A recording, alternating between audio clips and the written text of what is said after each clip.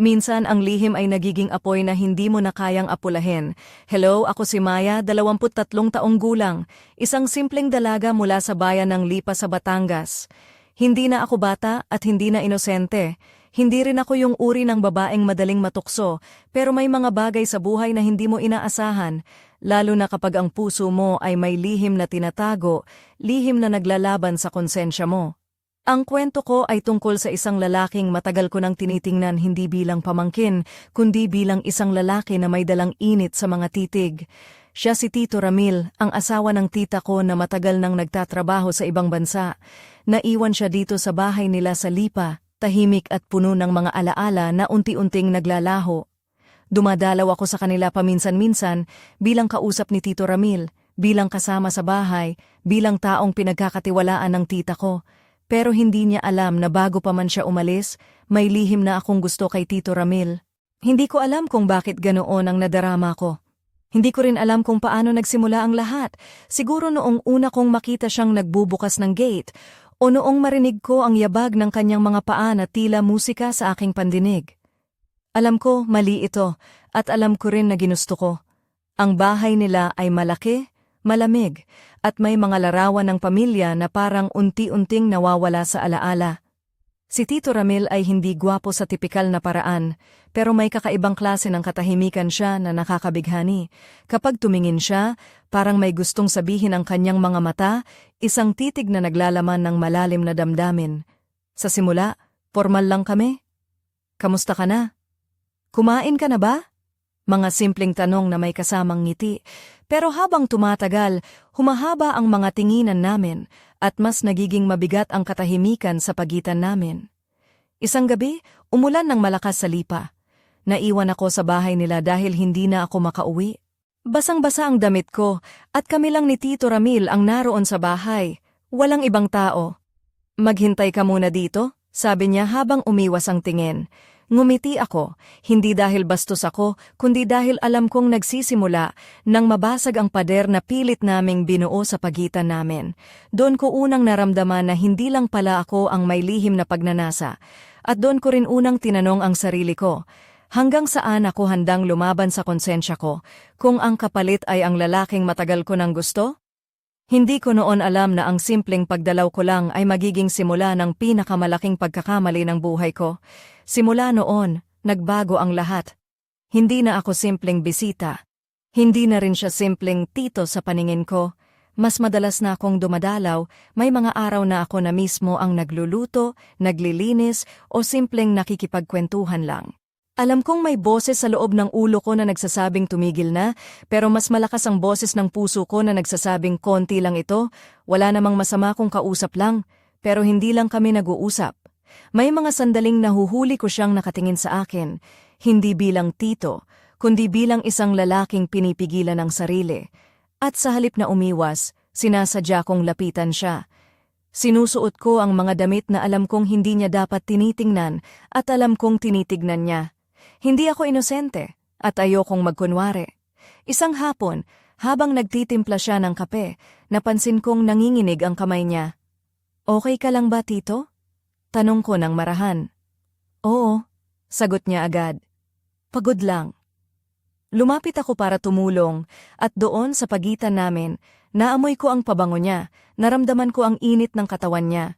Saglit kaming nagkatitigan, walang salita, walang galaw, pero ramdam ko ang gulo sa pagitan namin. Hindi ka na dapat ganito kalapit, mahina niyang sabi halos pabulong. Numiti ako at tinanong, bakit dito? Natatakot ka ba? Doon ko nakita ang bagay na matagal ko nang hinihintay, ang pagbitak ng kontrol niya. Umatras siya ng isang hakbang, pilit inilalayo ang sarili. May asawa ako, mariin niyang sabi, at pamangkin ka niya. Alam ko sagot ko agad, pero wala siya rito. Tahimik ang buong bahay. Parang huminto ang oras. Alam kong mali ang sinabi ko, pero hindi ko na binawi. Gusto kong marinig niya. Gusto kong maramdaman niyang hindi lang siya nahihirapan. Simula noon, naging komplikado ang bawat sandali.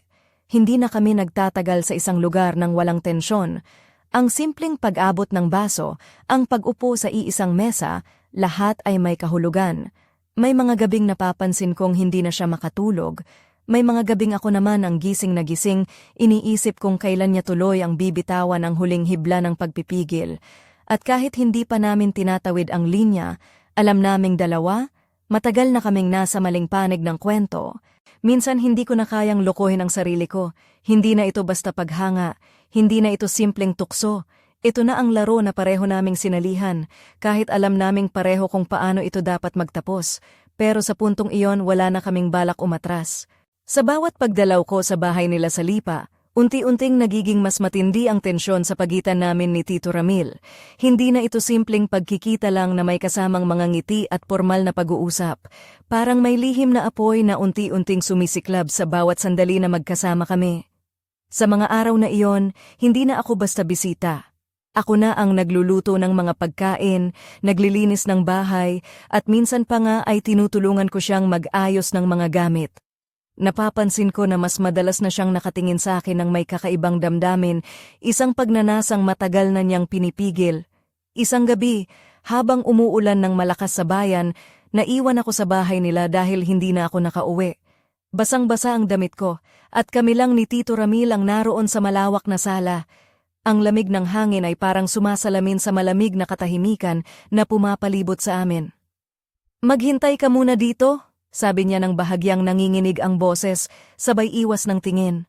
Ngumiti ako, hindi dahil bastos ako, kundi dahil sa loob ko. Alam kong nagsisimula ng mabasag ang pader na pilit naming binuo para paghiwalayin ang aming mga damdamin. Doon ko unang naramdaman na hindi lang ako ang may lihim na pagnanasa. Hindi lang simpleng pagkagusto ang nadarama ko, isa itong apoy na unti-unting nilalamo ng aking puso. Tinanong ko ang sarili ko, hanggang saan ako handang lumaban sa konsensya ko? Hanggang kailan ko kayang itago ang lihim na ito?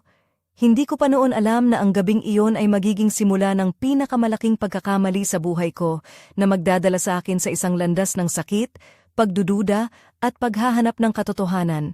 Mula noon, mas madalas na akong bumalik sa bahay nila. Hindi na bilang pamangkin lang ni Tito Ramil, kundi bilang babae na may dalang lihim na gusto at pagnanasa.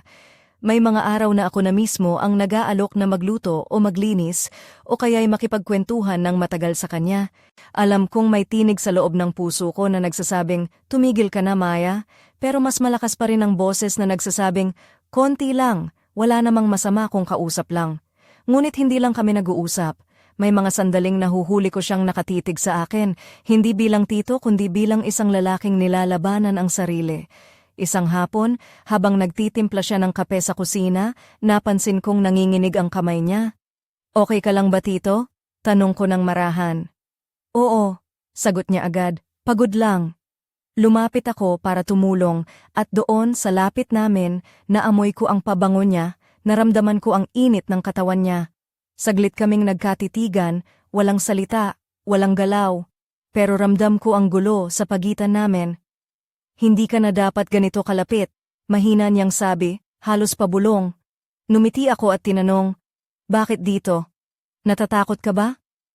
Doon ko nakita ang pagbitak ng kontrol niya. Umatras siya ng isang hakbang, pilit inilalayo ang sarili. "May asawa ako," mariin niyang sabi, "at pamangkin ka niya." Alam ko, sagot ko agad. Pero wala siya rito. Tahimik ang buong bahay, parang huminto ang oras. Alam kong mali ang sinabi ko, pero hindi ko na binawi.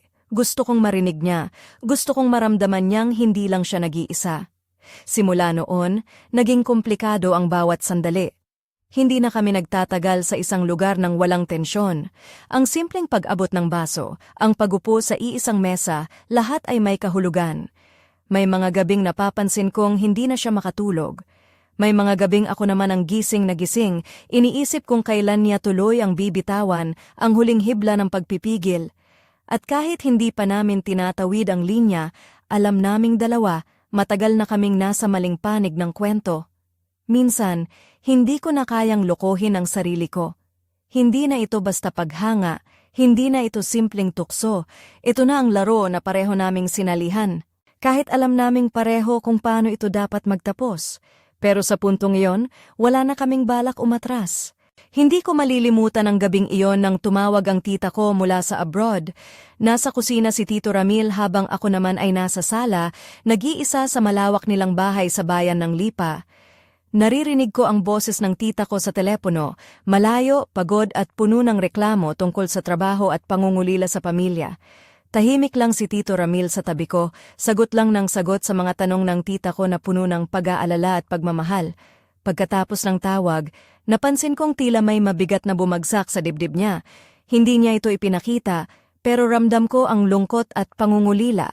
Lumapit ako sa kanya at marahang sabi, "Miss ka na niya, Tito." Tumango siya ng malalim at sinagot, "Oh, miss ko na rin siya." Pero hindi ako ang tinitingnan niya noon. Ang mga mata niya ay nakatuon sa sahig, sa pader, sa kawalan, parang may gustong takasan. Hindi madali ang mag-isa, lalo na kung taglay mo ang bigat ng mga pangarap at pangungulila.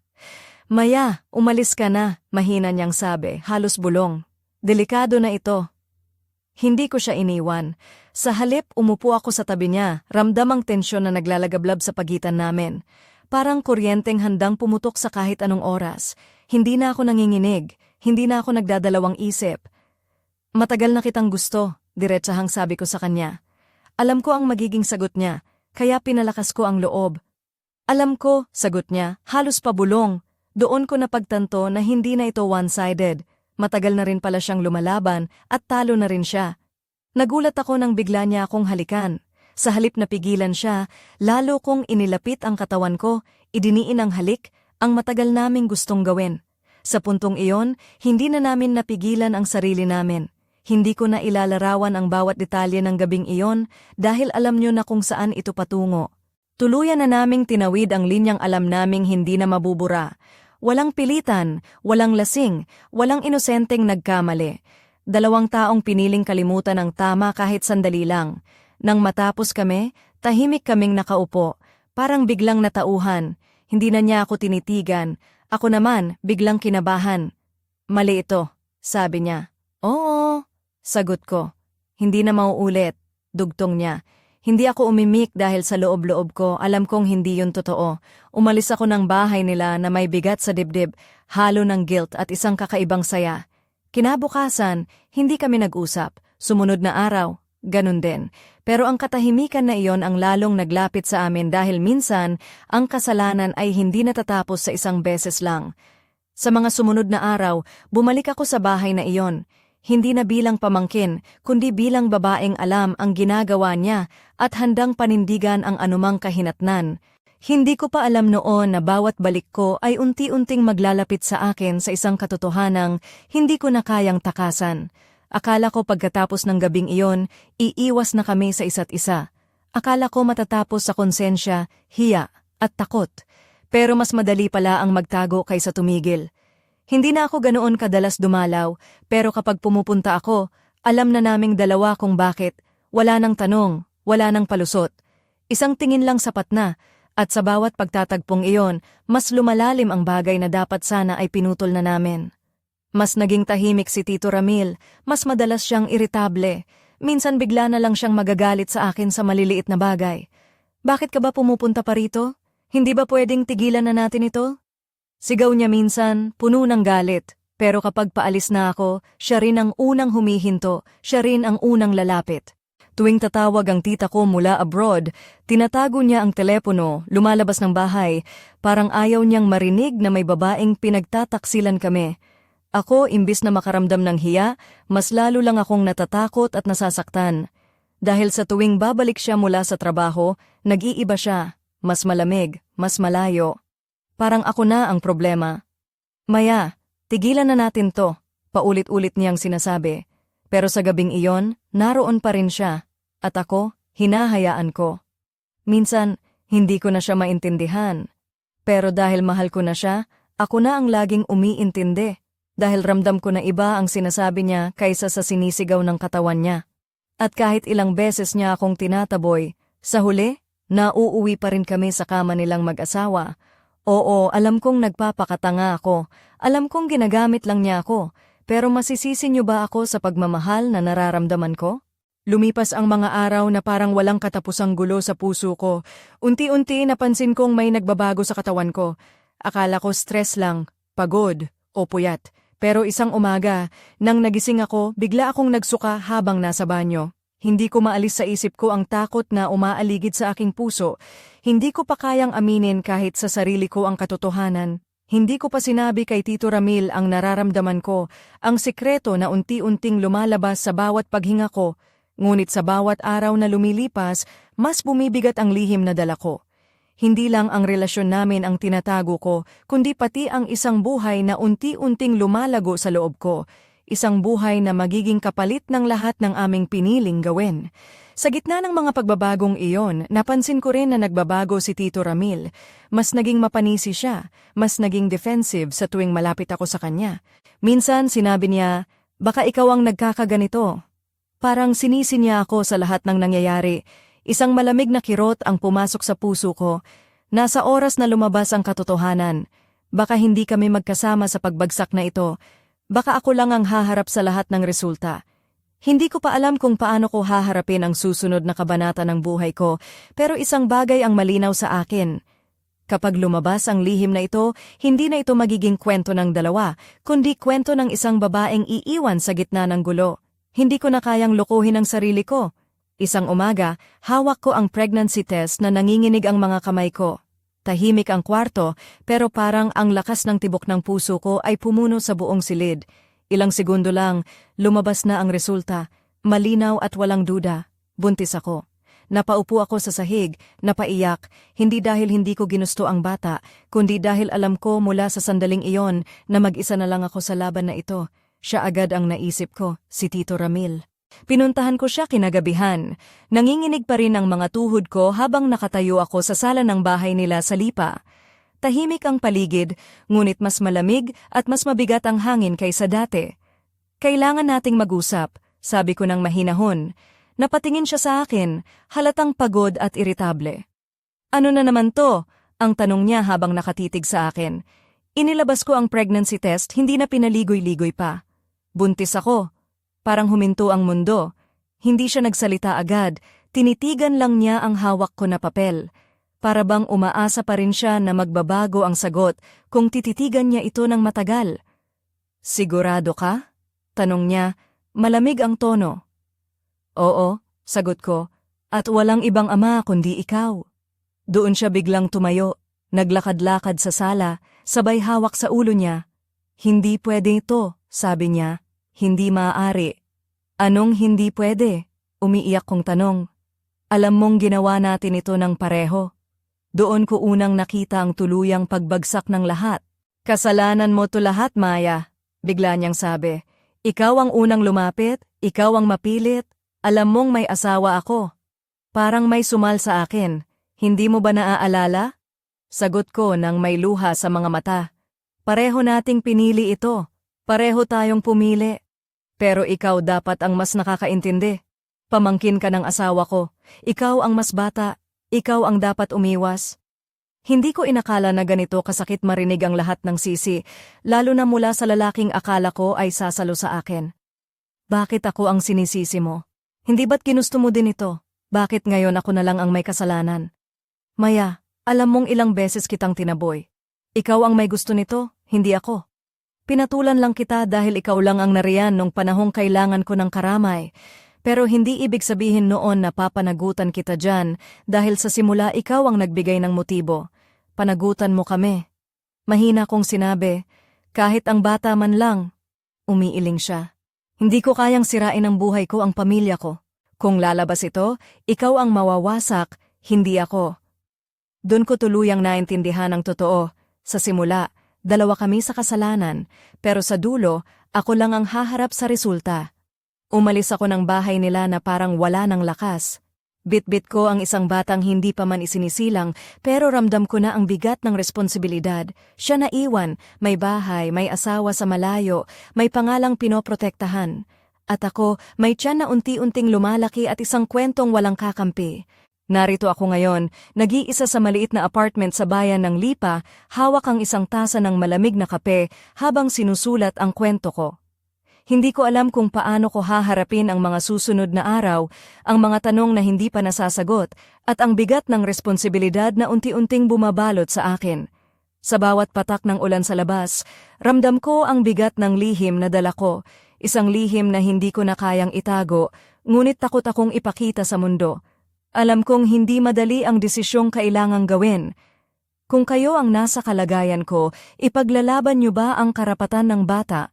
O pipiliin niyo bang mag-isa, tahimik, at tanggapin ang lahat ng sisi para lang makapagsimula muli? Ang tanong na ito ang paulit-ulit na bumabalik sa isip ko. Hindi ko na alam kung alin ang tama, pero isang bagay ang malinaw. May isang batang umaasa sa magiging desisyon ko. Hindi lahat ng maling relasyon ay nagsisimula sa pagiging masama ng puso.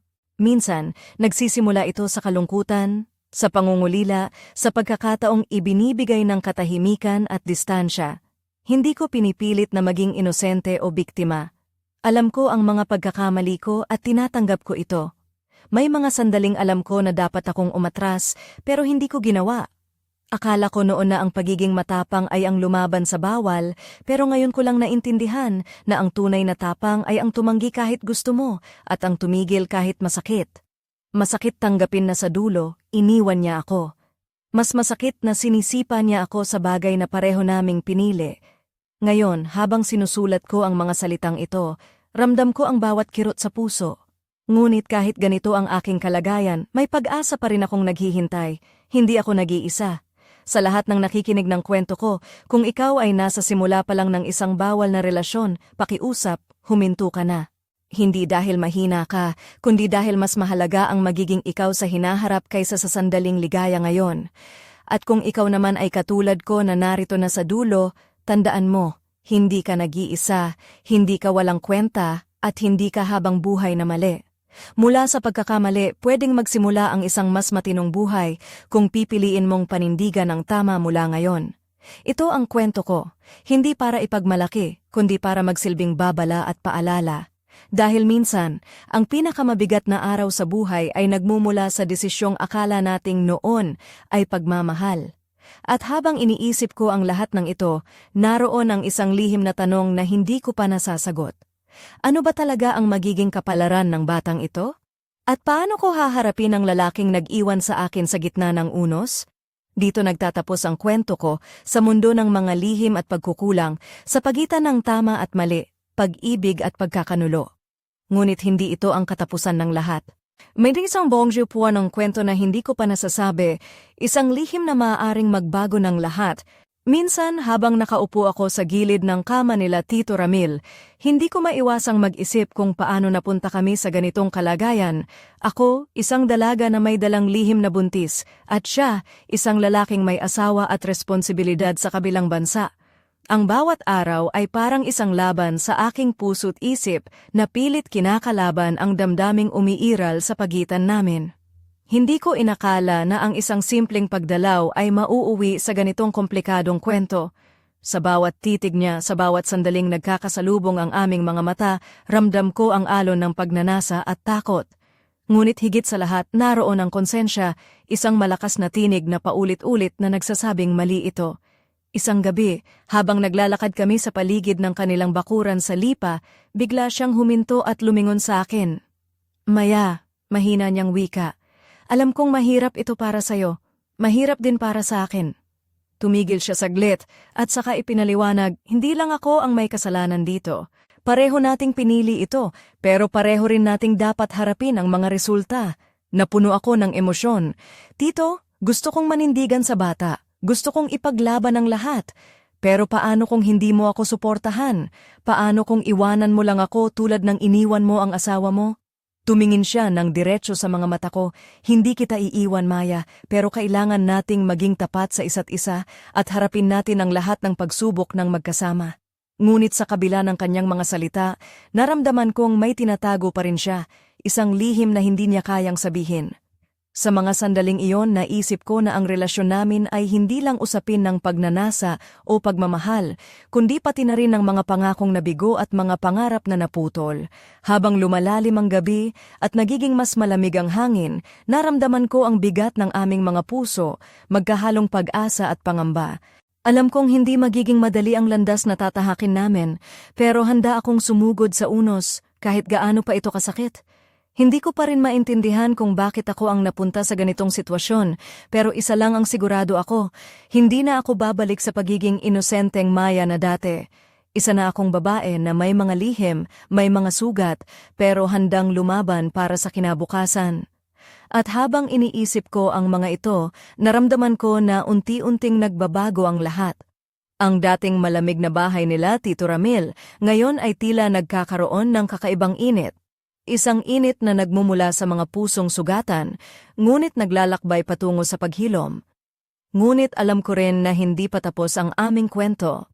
May mga pangyayaring darating na susubok sa aming katatagan, mga lihim na lalabas sa dilim, mga desisyong kailangang harapin ng buong tapang. At sa kabila ng lahat ng ito, may tinig sa loob ko na nagsasabing may pag-asa pa rin. Pag-asa na kahit sa gitna ng kaguluhan, may liwanag na naghihintay sa dulo ng daan. Ngunit hanggang kailan kaya namin kakayanin ang ganitong laban?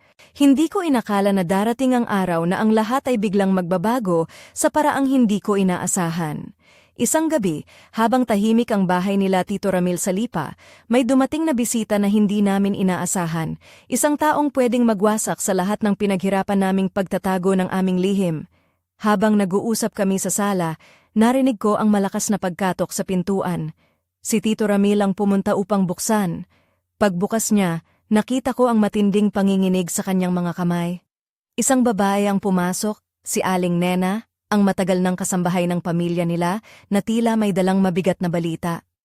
"Sir, may tumawag po sa akin kanina mula sa barangay hall," seryosong sabi ni Aling Nena. "Sinabi nilang may mga tsismis na kumakalat tungkol sa inyo at kay Maya." Hindi ako makapaniwala. Paano nila nalaman? Paano nangyari ito? Si Tito Ramil ay nagkibit balikat, pilit pinipigilan ang galit at takot na sumabog sa kanyang mga mata. "Hindi totoo yan," mahina niyang sagot. Pero ramdam ko ang kaba sa kanyang tinig. "Sir, hindi lang po iyon," dagdag ni Aling Nena. "May mga taong nagsimulang magtanong, nabanggit ang pangalan ni Maya, pati na ang asawa ninyo." Parang bumagsak ang mundo sa akin. Ang lihim na matagal naming iningatan ay unti-unting lumalabas. Parang apoy na hindi na namin mapipigilan. Napatingin ako kay Tito Ramil. Sa kanyang mga mata, nakita ko ang takot, galit, at pagkabigo. Parang may nagising na bagyong matagal nang nakabaon sa ilalim ng katahimikan. Hindi namin alam kung sino ang nagpakalat ng balita, pero isang bagay ang malinaw, ang aming mundo ay unti-unting nagkakalas. At sa gitna ng lahat ng ito, naramdaman ko ang bigat ng responsibilidad. Hindi na ito tungkol sa amin lang, kundi pati na rin sa batang dala ko sa loob. Lumipas ang ilang araw na puno ng usap-usapan sa aming lugar. Ang mga kapitbahay ay nag-uusap ng palihim, ang mga kaibigan ay nagtatakang tumitingin sa akin, at si Tito Ramil ay naging mas tahimik kaysa dati. Isang gabi, habang naglalakad ako pa uwi mula sa simbahan, may isang lalaki ang humarap sa akin. "Maya, alam namin ang tungkol sa'yo," malakas niyang sabi. "Kung gusto mong makatakas sa problema, magbayad ka." Naramdaman kong parang luluhod ang mundo sa paligid ko. Paano ako lalaban dito? Sino ba ang panig ko? Nagulat ako nang malaman ko na hindi lang si Tito Ramil ang may problema. May mga taong handang sirain ang buhay ko para lang sa pera. Doon ko naisip na ang laro namin ay hindi na simpleng pag-ibig o lihim. Isa na itong digmaan. At sa gitna ng digmaang ito, nagtanong ako sa sarili ko, hanggang kailan ako magtatagal? Hanggang kailan ako magtatago? At higit sa lahat, handa ba akong harapin ang katotohanan na maaaring mawala ang lahat ng mahal ko? Ang kwento namin ay hindi pa tapos. Sa katunayan, ngayon pa lang nagsisimula ang pinakamalalim na bahagi ng aming laban. Isang laban na hindi ko alam kung paano matatapos, pero handa akong subukan. Sapagkat sa bawat lihim at kasinungalingan, may katotohanang naghihintay na mabunyag.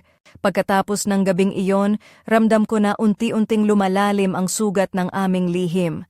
Ang mga mata ng mga tao sa bayan ng Lipa ay tila nakatuon na sa akin. May mga titig na puno ng paghuhusga, may mga bulong-bulungan na hindi ko maintindihan, at may mga palihim na pagdududa na bumabalot sa bawat kilos ko. Minsan, naririnig ko ang mga usap-usapan sa mga kanto, mga kwento na hindi ko alam kung totoo o haka-haka lang. Si Tito Ramil ay naging mas malayo sa akin. Hindi na siya ang lalaking kakampi ko noon, kundi isang estranghero na nakatira sa iisang bubong. Ang mga pag-uusap namin ay puno ng tensyon, punong-puno ng mga hindi nasabi at mga tanong na walang sagot. Isang gabi, habang nakaupo kami sa sala, pilit kong hinawakan ang kamay niya. Tito, kailangan nating harapin ito ng magkasama, sabi ko nang may luha sa mga mata. Hindi ko kaya ito mag-isa. Tumingin siya sa akin, ang mga mata niya ay may halong lungkot at pagkawalang pag-asa. Maya, hindi mo naiintindihan, bulong niya. Hindi ito tungkol sa atin lang. May mga bagay na mas malaki kaysa sa ating dalawa. Hindi ko maintindihan ang ibig niyang sabihin, ngunit alam kong may tinatago siya. Ang lalim ng kanyang pag-iisip ay tila isang dagat na hindi ko kayang lampasan. Hindi naglaon, nalaman ko ang katotohanan na masakit, isang lihim na hindi niya sinabi sa akin, isang bahagi ng buhay niya na hindi ko alam. May mga taong lumalapit sa kanya, mga taong may kapangyarihan at impluwensya na nagbabanta sa aming pamilya. Sila ang dahilan kung bakit siya naging ganito, mas malalim ang pinagdadaanan kaysa sa simpleng pagtataksil. Nalaman ko rin na may mga plano si Tito Ramil na hindi niya kayang ipaliwanag, mga plano para protektahan ang pamilya at ang aming magiging anak kahit na nangangahulugan ito ng pagsasakripisyo sa kanyang sarili. Sa mga sandaling iyon, naisip ko na ang aming kwento ay hindi lang tungkol sa aming dalawa. Ito ay tungkol sa mga desisyong kailangang gawin para sa kinabukasan kahit gaano pa ito kasakit. Ngunit sa kabila ng lahat ng ito, nanatili akong matatag. Alam kong kailangan kong maging matapang hindi lang para sa sarili ko, kundi para sa batang dala ko sa loob. Habang unti-unting naglalakad kami sa dilim ng mga pagsubok, naramdaman ko ang isang liwanag, isang pag-asa na kahit sa gitna ng kadiliman, may makikita pa rin kaming liwanag sa dulo ng landas. Ngunit ang tanong ko pa rin sa sarili ko, handang bang tumanggap si Tito Ramil ng mga pagbabago? At handa ba akong harapin ang mga bagong hamon na darating? Ang sagot ay wala pa sa akin. Ang kwento namin ay patuloy na sumusulat ng mga pahina ng pag-ibig, pagkakanulo at pag-asa. At sa bawat pahina, unti-unting lumalapit ang katotohanan na kailangang harapin. Ang mga araw na sumunod ay parang isang walang katapusang bagyo na bumalot sa akin. Isang pagsubok na hindi ko inakala na kakayanin ko. Ang bawat sandali ay puno ng tensyon, galit at pait na tila walang katapusan. Ang dating tahimik na bahay nila Tito Ramil sa Lipa ay naging pugad ng mga sigalot at lihim na sumabog sa pagitan namin. Hindi ko na mabilang kung ilang beses kaming nag-away, mga away na nagsimula sa maliit na bagay, ngunit lumalalim dahil sa mga sugat na hindi namin pinapansin. Ang bawat salita ay parang patalim na humahapdi sa puso, at ang bawat titig ay puno ng tanong at pagdududa. Bakit mo ako niloko, Maya? Sigaw niya isang gabi, ang mga mata niya naglalagablab. Bakit mo ako isinangkot sa gulo na ito? Hindi ko na alam kung paano ko sasagutin. Hindi ko ito ginusto, Tito. Mahal kita, pero hindi ko inaasahan na ganito ang mangyayari. Ngunit kahit anong sabihin ko, tila hindi niya ito marinig. Ang mga salita niya ay paulit-ulit, parang isang sumpa na hindi ko matanggal sa aking puso. Sa gitna ng lahat ng iyon, naramdaman ko ang isang matinding kalungkutan, hindi lang dahil sa aming relasyon, kundi dahil sa bata na dala ko.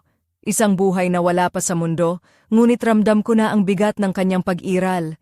Isang gabi, habang nag-iisa ako sa kwarto, napaiyak ako ng walang humpay. Ramdam ko ang bigat ng mundo sa aking mga balikat. Ang mga pangarap ko noon ay tila unti-unting nawawala, napalitan ng takot at pangamba sa hinaharap. Ngunit sa kabila ng lahat ng iyon, naroon ang isang apoy sa loob ko, isang apoy ng tapang at pag-asa. Alam kong kahit gaano pa kahirap ang laban na ito, kailangan kong magpatuloy para sa sarili ko at para sa batang dala ko. At doon, sa gitna ng dilim, naisip ko ang isang bagay. Hindi lahat ng mali ay palaging kasalanan at hindi lahat ng sugat ay walang lunas. Ang aming kwento ay hindi lamang tungkol sa pagkakamali, kundi tungkol din sa pag-asa, paglaban at pagbabago. Ngunit sa kabila ng lahat ng ito, may isang lihim na hindi ko pa nalalaman, isang lihim na maaaring magbago ng lahat ng mga plano at pangarap ko.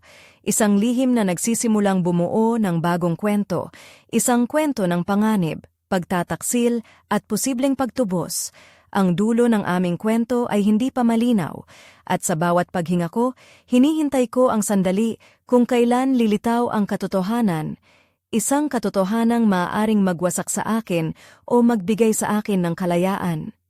Ngunit isang bagay ang sigurado ako, ang laban ko ay hindi pa tapos. At hindi ako susuko. Habang lumalalim ang gabi sa bayan ng Lipa, nakaupo ako sa tabi ng bintana ng maliit kong kwarto, hawak ang isang lumang litrato ni Tito Ramil kasama ang tita ko, isang larawan ng kanilang masayang pamilya bago pa man dumating ang unos sa buhay namin. Ang puso ko ay naguguluhan, puno ng mga tanong na walang sagot, ngunit may isang bagay na malinaw. Ang aking buhay ay nagbago magpakailanman. Hindi ko inakala na ang simpleng pagdalaw ko sa bahay nila ay magiging simula ng isang lihim na magpapabago sa lahat ng aking mga plano at pangarap. Ang bawat halik, bawat titig, bawat sandaling magkasama kami ni Tito Ramil ay naging bahagi ng isang masalimuot na kwento, isang kwento ng pagnanasa, pagkakanulo at pagmamahal na hindi ko kayang itakwil. Ngunit sa kabila ng lahat ng ito, ang pinakamalalim na sugat ay hindi ang mga mata ng mga taong nakatingin sa akin ng may paghuhusga o ang mga salita ng galit na bumabalot sa aming relasyon. Ang pinakamalalim na sugat ay ang pagkatuklas na sa kabila ng lahat ng aming piniling gawin, ako lang ang haharap sa kinabukasan ng batang dala ko sa loob. Isang gabi habang naglalakad ako sa tabing dagat ng Lipa, nakatanggap ako ng isang mensahe mula sa isang hindi kilalang numero. Maya, may kailangan tayong pag-usapan. Hindi lahat ang totoo sa kwento ni Tito Ramil. Puno ito ng misteryo at pangamba. Sino kaya ito? Ano ang sikreto na tinatago niya? At higit sa lahat, ano ang magiging epekto nito sa buhay ko? Naramdaman ko ang pag-ikot ng mundo sa paligid ko. Isang bagyong sumasalubong sa akin, ngunit may kasamang pag-asa na kahit sa gitna ng dilim, may liwanag na naghihintay. Hindi ko alam kung anong mangyayari bukas o kung paano ko haharapin ang mga susunod na kabanata ng buhay ko. Pero isang bagay ang sigurado ako, hindi na ako babalik sa dating Maya. Ako na ang babae na may lihim, may tapang, at handang harapin ang lahat. At sa pagtatapos ng araw na ito, habang pinagmamasdan ko ang mga bituin sa langit, nagdasal ako para sa lakas, para sa pag-asa, at para sa isang bagong simula. Dahil ang kwento ko ay hindi lamang tungkol sa pagkakamali, kundi tungkol sa pagbangon mula rito. At ito ang simula ng isang bagong kabanata, isang kabanata na puno ng misteryo, pag-ibig at pag-asa. Hanggang sa muli mga kaibigan, hanggang sa muling pagtatapat natin sa mundo ng mga lihim,